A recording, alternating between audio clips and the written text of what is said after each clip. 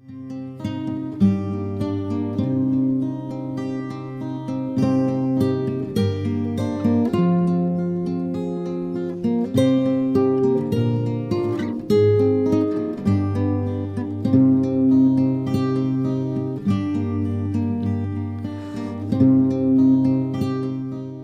in a while, I'll meet some friends and they'll say, well, she used to be Miss Chinatown, first one.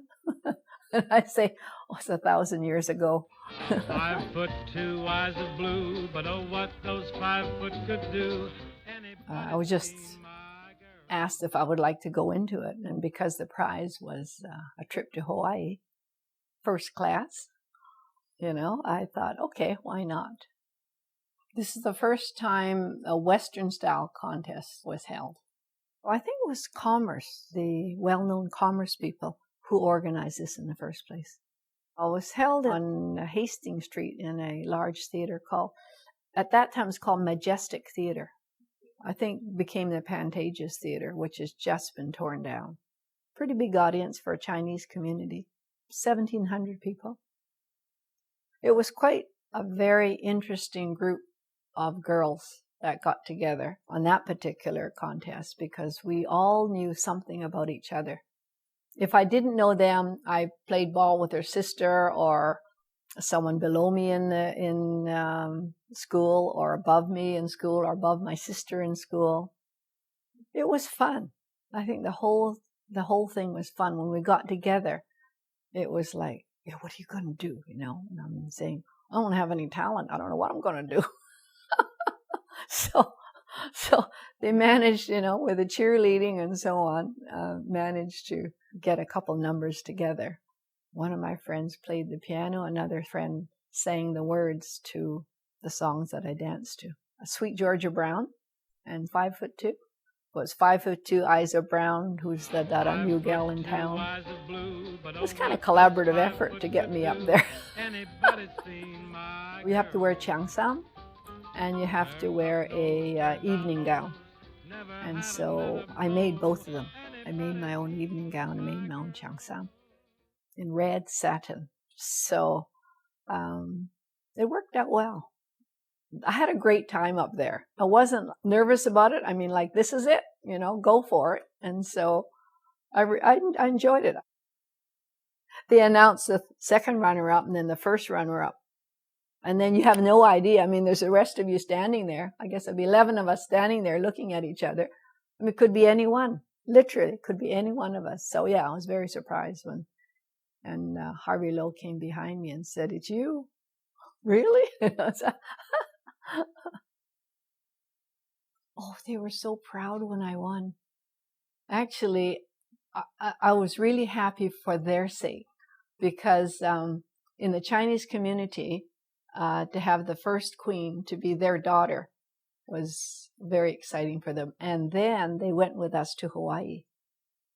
And not only my sister and my cousin, but my parents came and they were royally treated. And so in retrospect, that is probably the most important aspect of winning, was because my parents got to celebrate with us. Like the Queen and her court were invited to the Chinese New Year celebration. And then afterwards, there were other, like the Chinatown Businessmen or Merchants Association, also had a dinner, and we were invited to go. I met Mayor Tom Alsbury. He was very charming. They had the Consul General from China, and we met business officials from different areas, not just from Vancouver. A little extra glamour to their banquet. I think people you say, "Oh, the Queen and Court are coming," and they go, "Oh, okay, that sounds interesting." We had many lays when we arrived. That was really exciting. I mean, you've never been to Hawaii, and you go there, and you have all these people greeting you. It's quite wonderful. Hawaiian Chinese merchants, a lot of them, the business people, they came out. And also, they have a Narcissus Queen contest every year. All those people who are involved in the Narcissus Queen contest came. So there was lots of people at the airport. We had hula lessons, and we had the trip on the Admiral's yacht, and Dole pineapple fields. and the traditional Hawaii luau, the whole gamut at that time in my life. You know, I've been on other trips, you know, Europe and so forth since then. But at that time, yeah, it was like way up there, all the exciting things that happened to me. At that time, the Chinese community was very close. And it was quite an honor to represent Vancouver Chinatown. I look at the Miss Vancouver Chinatown experience as the prep work that got me to where I am now.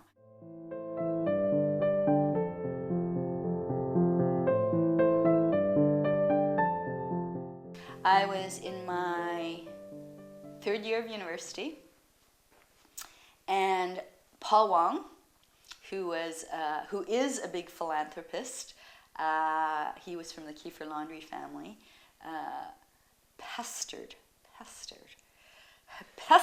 my parents, because he was very active in the Chinatown Lions Club. They did a lot of philanthropy. And so I guess he was pestering everybody, not just my parents. He was just like, you gotta get into this. And I'm like, oh, Mom, I really don't need to be in a beauty contest. Kind of at university, and we got exams, and my mom was really concerned that I didn't have any Chinese friends. So she said, you go into this pageant, as Chinese parents can sometimes do. And I'd just like you to participate, so you can meet some Chinese friends. I went to Honolulu right after I graduated from UPC. I met Miss Narcissus pageant. They said, Paul, you have so many beautiful girls in Vancouver. You should start a pageant just like ours. So that's how I got it started. Our pageant was a fundraiser. I was a member of the Vancouver Chinatown Lions Club. We donated proceeds to provide scholarship to all the contestants, and also to charity like the Children's Hospital, BC Cancer Foundation, and St. Joseph Hospital. We started off attendance about 200. We went on by 20 years. And we average attendance was between 750 to 1,000 people. It gets so big, so we had to go to the convention center. Andrea Ng was our first Miss Chinatown. And then she won the Miss Vancouver, and first runner-up, and Miss Canada went all the way to the Miss Universe pageant. I went to a theater in Richmond, and they had a play there, The King and I, and she was performing a fan dance. And I said to myself, if I am going to organize the first the Chinatown pageant, I have select the best-looking girl in the Chinese community to be our first queen. So after I saw her performing, I approached her. I said, how would you like to enter our first the Chinatown pageant? And she consulted her parents, and the parents gave her permission to enter the contest. There were 12 contestants, all lovely, different people, and I did make friends from that. I think it might have been 25% each, 25% for beauty, 25% for poise, 25% for speaking, and then I forget what the other one was, which is completely different from the Miss Universe pageant, where 90% of it is just being a gorgeous beauty. I think for whatever reason, I won. I knew she would win. She has a triple talent. It's a mixture of beauty, talent, and determination. I'm the Chinatown girl who got thrown into the West Side, and not feeling that comfortable in the West Side, really, because my real roots were from Chinatown. Coming from a very sheltered, pretty traditional Chinese family, I wouldn't say I had a whole lot of poise, and I was really shy. For that whole year, you undertook the obligation of helping the Chinatown Lions fundraise. Going to Washington State, going down to Seattle, going down, and if they're doing a Lions function, you'd have to be there. Because all of a sudden, you're representing someone, you've got some sash on. And you have to say, hi, I'm Andrea, and how are you? That totally changed me. One of the gifts that I got for being Miss Vancouver Chinatown was a trip to Hong Kong. I came back, and I don't know how many days after I came back from that trip that the Miss Vancouver pageant was televised at CKVU, now City TV. I was jet lagged, kind of didn't really remember what was happening. And it was, as I say, the first time it was televised, and boom, I won that. Then you had to participate in the Miss Canada pageant. It opened my eyes a lot, exposed me to very capable women who were doing not just one or two roles, but many roles and deserved to be there. And what happened was that Catherine Swing, because I was the first runner-up at the Miss Canada pageant, decided that she was going to get married to Fergie Oliver. So there I was, going to the Miss Universe pageant in Acapulco. Again, another whirlwind travel. And that was like another eye-opener, because I think there was like 103 people from different nations. So you had this sort of global exposure without really realizing it. The Miss Universe pageant, when they had that picture about, oh, surprise, this is, Miss Canada, the Eskimo. I spoke at the press conference and I says, oh, there's a lot of Asians and I'm not Eskimo, and maybe you guys should be reading your press kits because it does say what I am. So I think that's where I started to get this reputation for being a bit outspoken.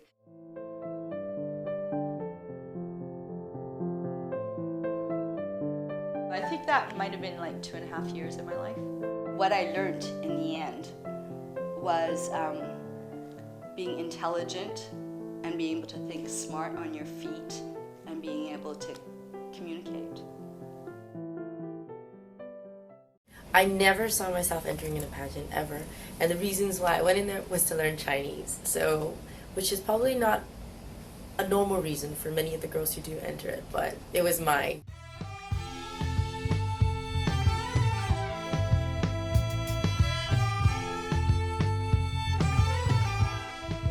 Born in Prince Edward, BC, I didn't have the opportunity to speak a lot of Chinese. When I was born, we spoke a little bit of Thai Chinese because of my grandma, but Cantonese we couldn't, and at schools we had to speak English, French, or native languages. So there wasn't a lot of opportunities for us to learn it as well, because the Chinese community in Prince Edward is quite small. There's about 160 to 180.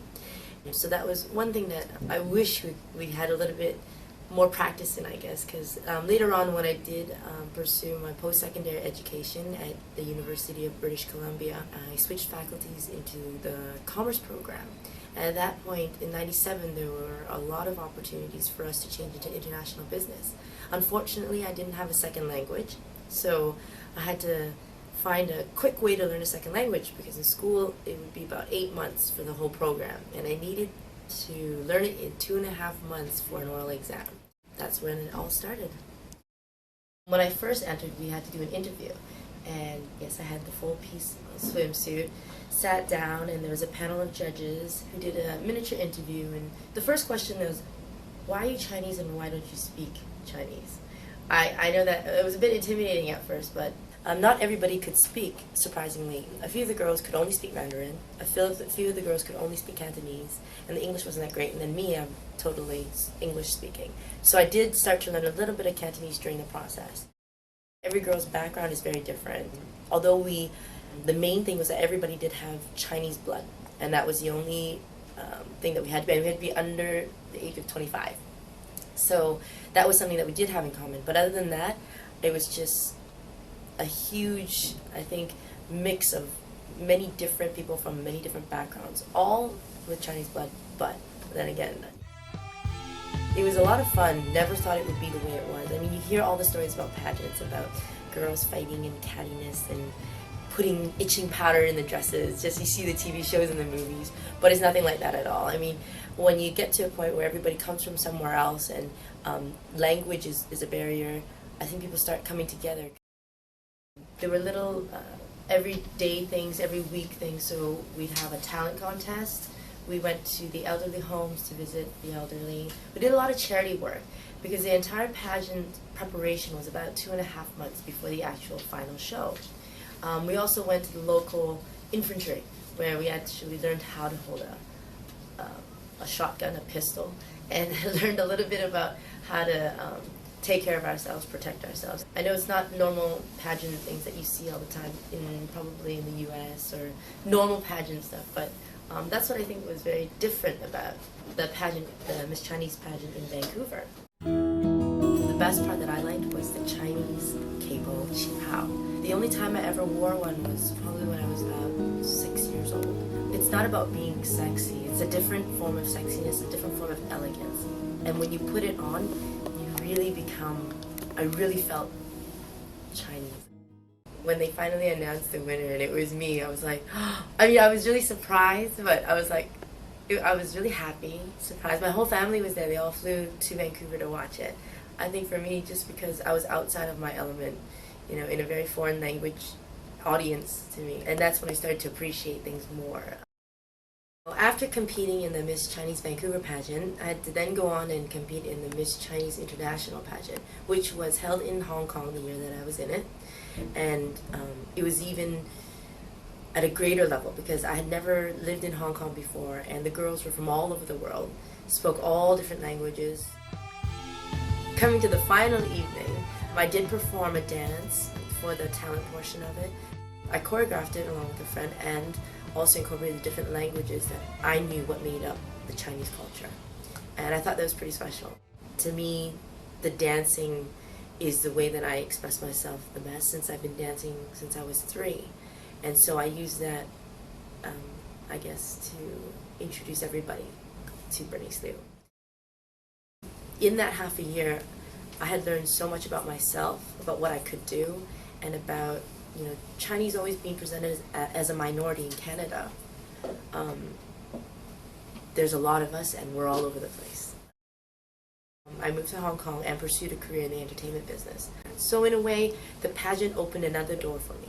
Not only could I pursue my career in commerce and business, I could also pursue my career for the love of dance and performance. I mean, I've always loved performing since I was 3. I just never thought I could make a living doing something that I love so much at the same time.